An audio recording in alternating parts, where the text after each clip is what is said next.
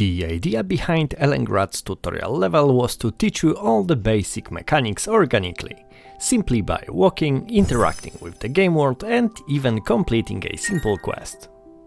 I think it was doing that pretty well.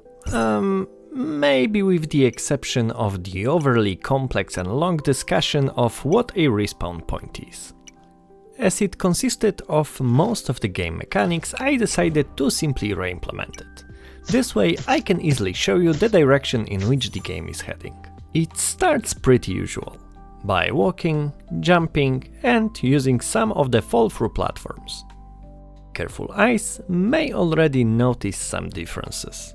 The movement is much smoother. The character accelerates and decelerates instead of snapping between hold and full speed.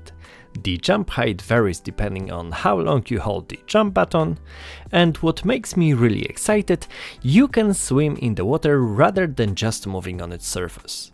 This opens a lot of new level design opportunities. Then we move to using a respawn point, which behaves exactly the same way. You basically reappear next to the last campfire you interacted with. One of the comments was that dev has no penalty, so I'm thinking about introducing a temporary health debuff when you die. But maybe you have a better idea. Then, one of the largest changes. There will be multiple weapons, each behaving completely differently. At this moment I don't want to spoil too much as they will be tied heavily into the story, each having its own origin and quirks. They'll go far beyond simple melee weapons. That and the introduction of side quests required me to implement a complete inventory system. Now the character is able to pick up and drop items when needed. They can also be used, and in terms of weapons it simply means equipped. Also the wolf changed. I mean, yes, it really was a wolf, not a half rabbit, half rat monster. Well, now it is more of a wolfbear, but I'm pretty happy with it. It looks really fluffy, doesn't it? What's important is that it can help us to see the difference in enemy behavior. Before, the enemies just reappeared when you entered a new zone.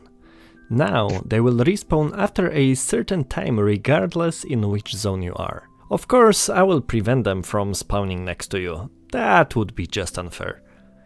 This will completely change the game dynamics and hopefully make zone traversal a little bit more interesting. The quests and dialogue systems work nicely together. Instead of simply going through the messages like in the original game, you will be required to make some choices from time to time. Some will be locked as they'll require a certain item or a quest progression.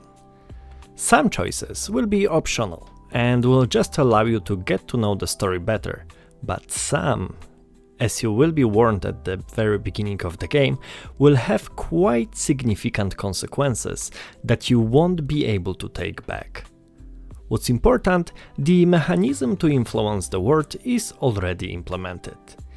It's very easy to integrate with different parts of the game and it's quite extensible too, so I'm sure I will find some crazy uses for it. And there are of course some art improvements. At this moment I reworked some items, or created new ones of course. Trees, Eric's house, and of course the rabbit rat. I mean the wolf. There's still crazy lot of work to do, but the progress is really good. I'm very happy about how it's turning out. How about next time I tell you a little bit more about the game lore? What would you like to know about the game? Let me know in the comments, and meanwhile, remember you are beautiful. Have a fantastic day. Love you and bye bye.